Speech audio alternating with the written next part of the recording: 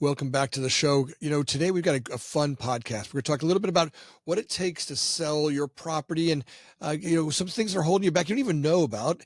And we've got Adam Brawer on, who's our spiritual realtor that's going to guide you and really help affect what happens in selling properties and buying properties. So Adam, welcome to the show.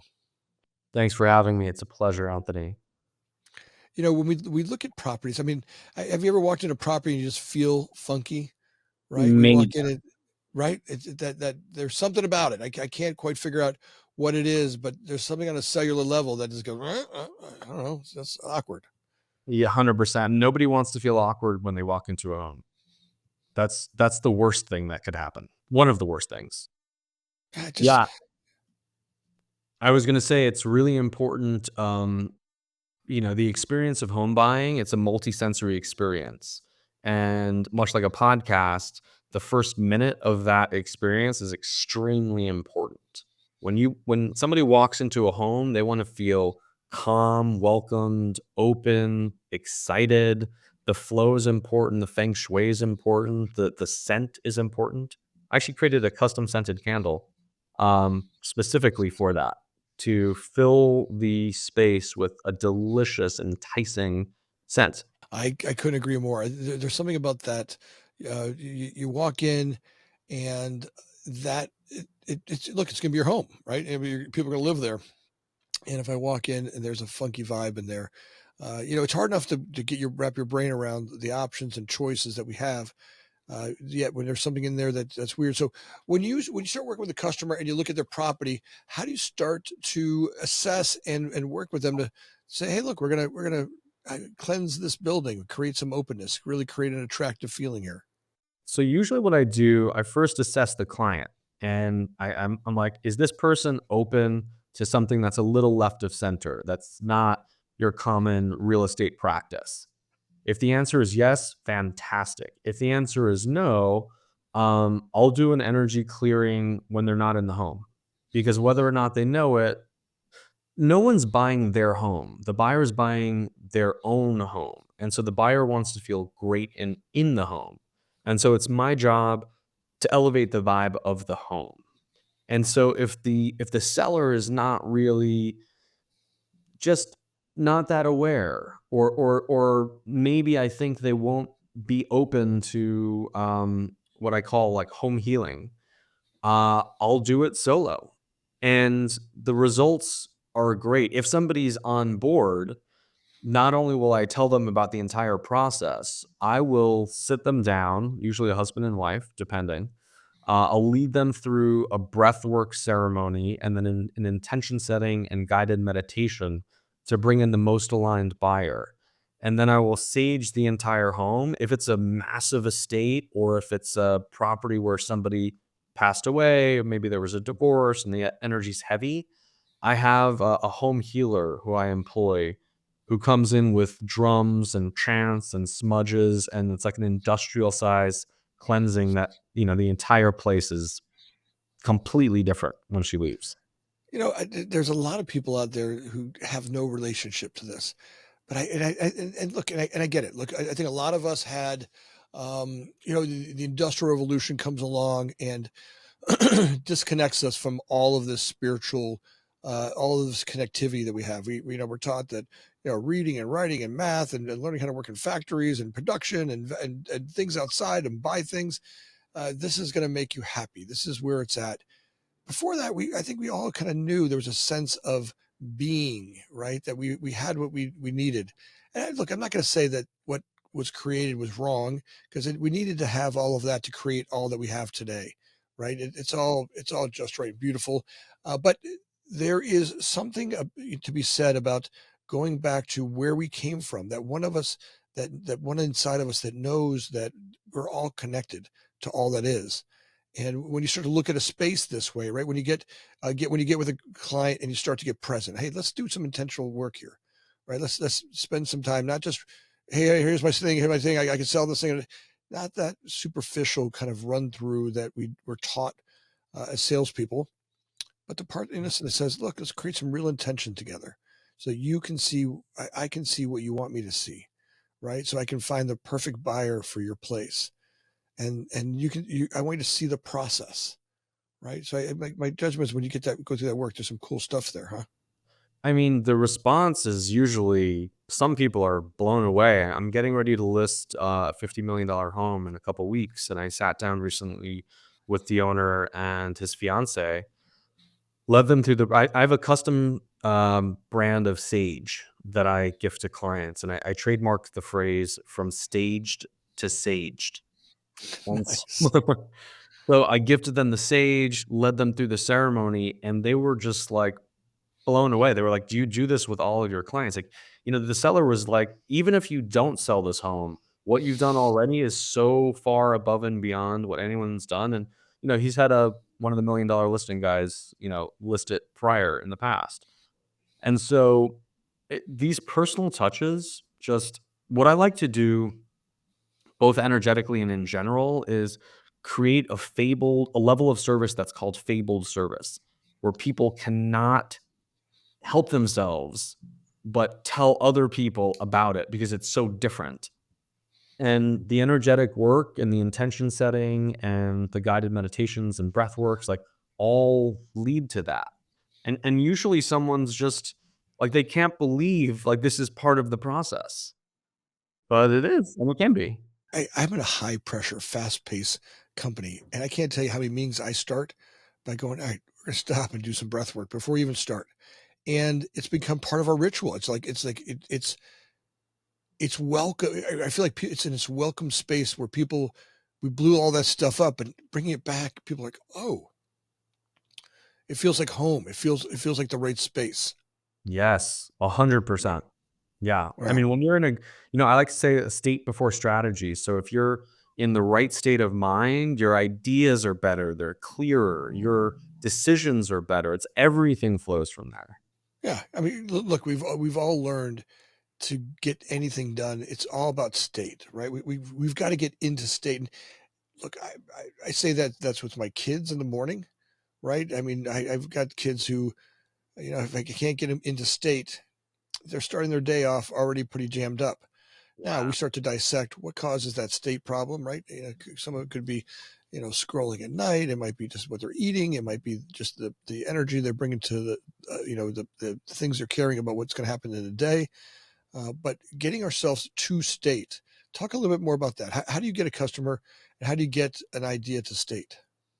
So when dealing with clients, sometimes people aren't even aware of their state. In yoga, there's a saying: "Emotion rides on the breath." So if you're in control and conscious of your breathing, you're conscious of your emotions. So Hmm. what I start doing is a breath work practice. It's called pyramid breath work. It's similar to holotropic, and I'll lead them through several rounds where we're hyper oxygenating their blood, and at the end of each round, we'll either do a long, long hold in, you're fully expanded, or a full exhale and you hold it out and it becomes really uncomfortable. And that creates deliberate stress for the body and central nervous system. And then you breathe in a new breath and everything changes. You actually get physically high. So by the end of the breath work, my clients and I were high, we're happy, we're healthy, we feel phenomenal. And then from that state of feeling phenomenal, it's similar to a Joe Dispenza type meditation where I'll lead us through sort of not a hypnotic state, but I'll guide us into a place where our emotions are even more elevated. And from that place, elevated emotions, high energy, lots of oxygen, you can start to consciously create your own reality and build new neural networks and new pathways. And if you do that day in and day out and day in and day out, your whole reality changes. So with my clients, we'll do the breath work, we'll do intention setting and meditation, calling in the most aligned buyer, and then we'll hold that container and that vision together. So it's not Hmm. just me, it's all of us, usually a couple. Yeah. Yeah. Right. Look, that's where does that happen, right?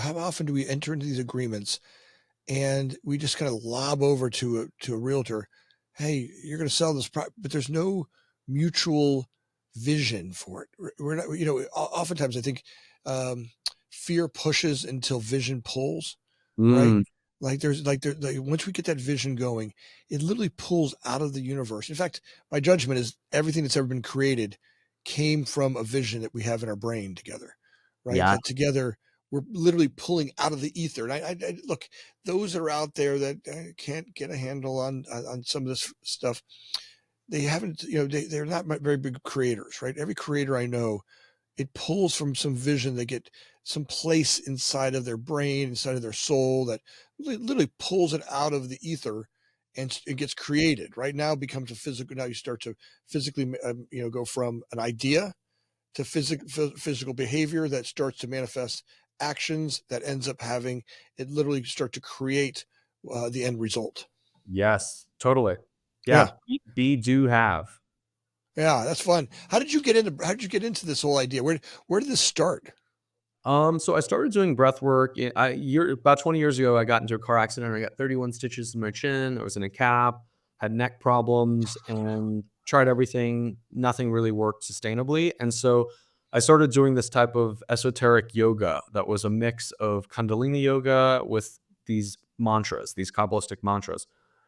And I was doing this one pose every day, and my neck loosens up, and I didn't have any pain.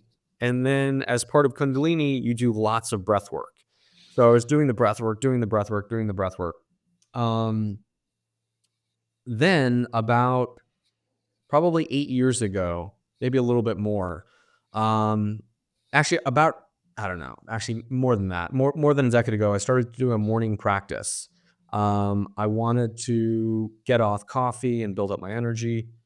So I started doing a morning practice, and then the morning practice evolved. And when I learned about Joe Dispenza, when I decided to pivot from film into real estate, a friend of mine gave me this Joe Dispenza book and these guided meditations.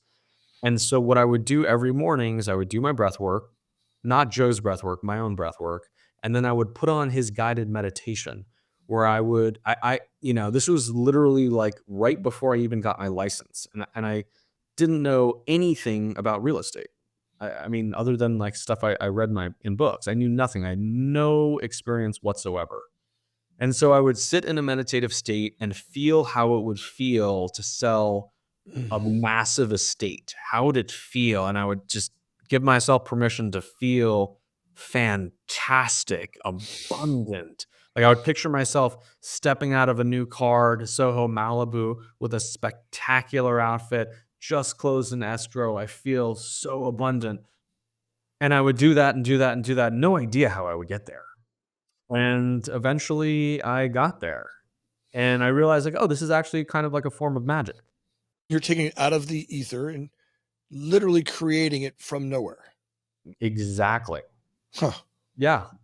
And I realized I was like, okay, I don't need to know how it's going to happen. I just need to know how it feels and live in that space, in that elevated emotional space where I'm feeling it all the time until that starts to crowd out the doubts.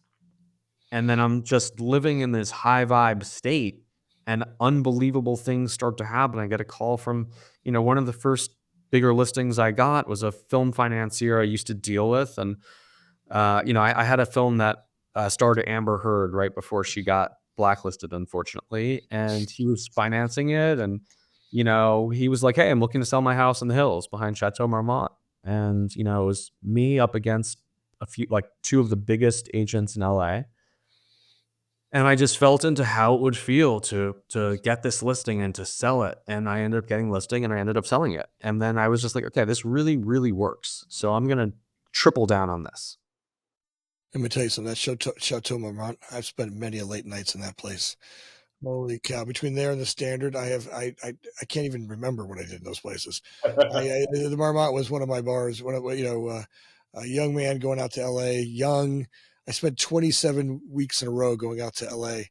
Wow. For some projects I was doing, and spent all this time there. And I had all night free. I was single, and I would just start. I would stay at the Standard or Marmont, and I would just walked that whole little area, and the stories to be told, if I could only remember them, they were kind of funny.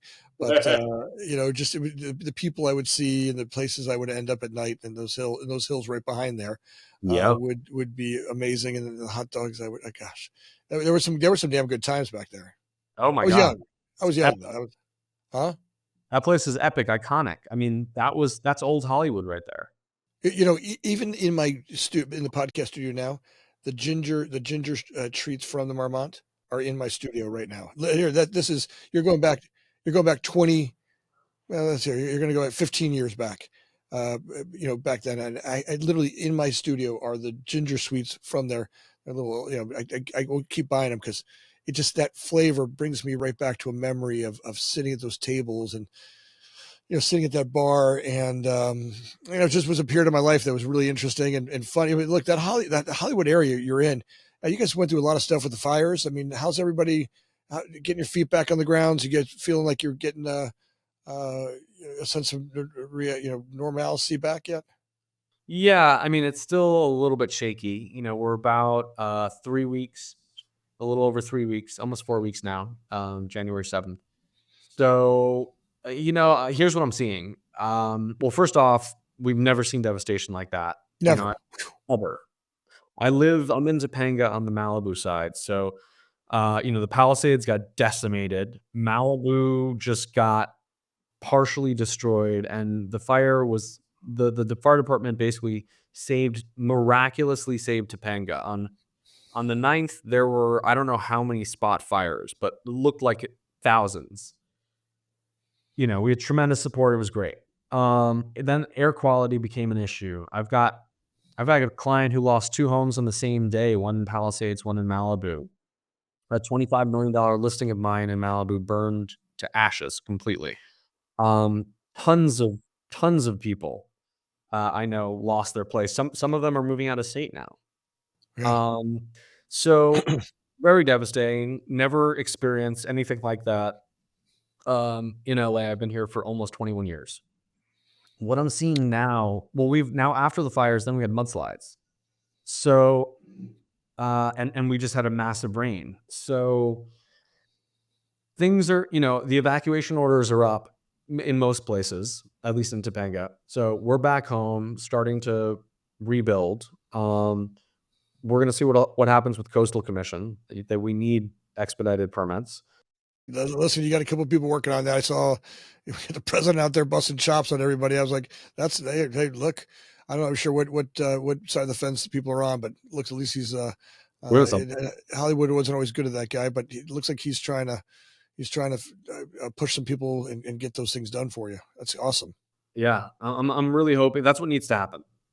That's what needs to happen. So, what I'm seeing is some people are leaving the state. Some people who are kind of on the fence are leaving the state. Some people who are, overly health conscious or just really concerned about air quality are leaving temporarily. I've got clients who are, parking themselves in Florida for a few months when they figure out what to do. It's weird, and it'll take probably 5+ years to rebuild the Palisades. I think when they're rebuilt, I'm sure BlackRock is eyeing all of these lots. Oh my God. Look, I've got a bunch of property in Florida and they're eyeing them over there. I get a call every other day for properties I have in Florida, and it's, look at BlackRock. Like, does that say where the right spot is to invest? If they're investing in there, there's probably a pretty good shot that that's a good long-term investment for everybody. So, keep that on there. But look, I think now more than ever, right, with all of this stuff going on, it's time to stay conscious, right? I mean, the world is moving tremendously fast. Keeping each other, from getting. I mean, look, the news every day tries to check us out. I mean, every single one of us is, no matter what side of the fence you're on politically, they're trying to hijack us with fear and this guy, that guy, these people, blue people, red people. They're just trying to hijack us all day, right? Yep. I got up in the middle of the night last night scrolling, and every other one was from the other side. One from one side, one from the other, and they both, like, they're vicious. Fear mongering. Fear mongering, right? And in a time like this, there's so many different opportunities that getting checked out, right? Getting sucked into that just checks us out. And you're like, man, there's never been more. I mean, our company right now is flowing, right? The amount of deals that are coming down the pipeline in the last 4 or 5 weeks is unbelievable. In 25 and 26 and 27 promise to be amazing years Wes. for us. And that, maybe the last 5 years didn't really make sense to swim because where the economy was and kind of where we all were. But now it's time more than ever to stay conscious. I think these practices you talk about, they're more and more important, right? I mean, Mhm. Adam, how do we keep each other in a conscious space, not checked out from fear? I mean, okay, well, first of all, can people see that they get checked out? Can people see that I just got checked out by fear? Can people see that? You think? Are they conscious enough to understand that about what's going on? I think most people, yeah. I think it depends on the person though.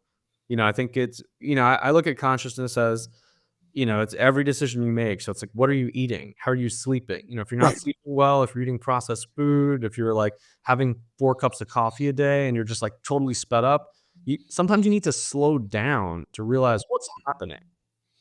And a state change will do that for you. I think a lot of people are just treading water, running on the hamster mill, like, just trying to stay ahead of it, like freaked out in fight or flight, high cortisol levels. Like that's a crazy place to be. That's going to cause disease. You do that for 10, 20 years, you're going to have a serious problem with yourself, unfortunately.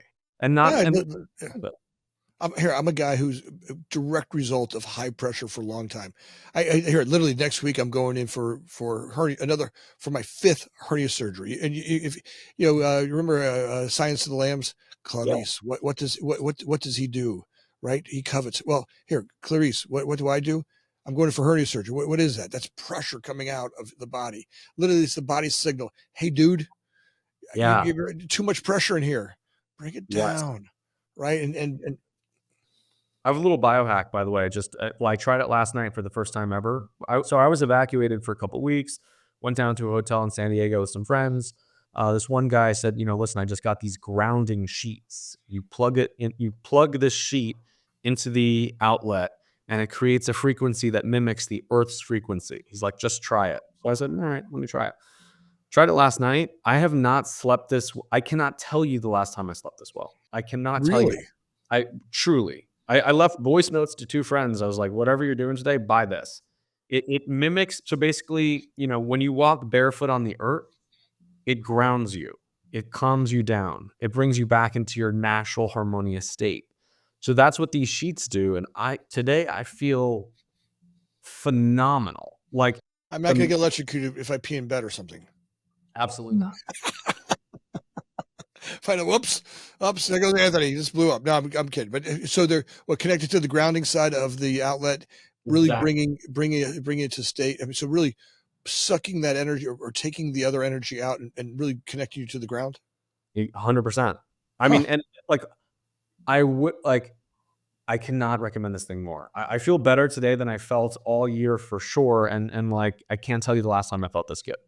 Look, and I think that's where, all the books that I'm reading now are all on longevity and our ability to biohack ourselves, right? Mm, I think that's the gift of where we're at. We're about to see a revolution in the human, longevity movement. And, because we went real fast and we created all this mass food, I'm not saying that it's not wrong. It was doing great. Without that, we could not have built the country we have. And we have an amazing country. We mhm. look around here, I go, we've done more in 250 years than every other planet, every other country on the planet. I mean, we have done a lot. Maybe Dubai, maybe they got some more, but they got oil Yeah, money. got a lot of You know, money. they got oil money. I mean, that's a little different, right? But here we've in 250 years, we've done some amazing stuff here. I'm not always perfect. We've messed some things up for sure, but Yeah. we've done this amazing stuff as a country, and I think we got to celebrate a little bit of that. But I think also we're starting to up the ante on, okay, let's just stay conscious of some of the effect of that speed of change. And Yeah. I love where you're at. Like, let's bring it back to some roots. Let's get conscious. Let's do some breath work. Let's do some smudging. Let's really look at the environment overall and Yeah. start to feel those little microsensitivities that are important to us. You brought something up interesting, celebrating. Yeah. So celebrating is an amazing state of being, an amazing emotion. And so, as a quote unquote high vibe realtor, I have a saying, ABC, not always be closing, it's always be celebrating. Because Mm, whole state of celebration, everybody wants to be in that state. You become magnetic. And the invitations that come your way, they're incredible. Absolutely incredible. So always be celebrating. There's so much to celebrate. yeah. Yeah, a good friend of mine has me start every morning with a gratitude list. Like, just what are you grateful for, right? Just if you start there, I mean, look, that's a great spot to start in. And some days it's like, oh, I got to do a gratitude. But after I'm done, look, there's something to notice where, you know, there's a gift to this planet. And when we stop and look at that, because for sure I could find bad stuff. Look, I doesn't matter. Every day, I've got that guy in my head, Fred, and Fred's kind of a jackass. And Fred wants to find bad stuff and check me out because I think Fred gets off on it a little bit.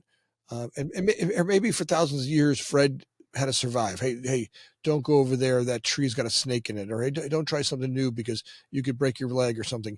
Maybe Yep. there was something to that. But today, there's so much abundance on our planet than ever before, and the opportunities and the things that we can work on.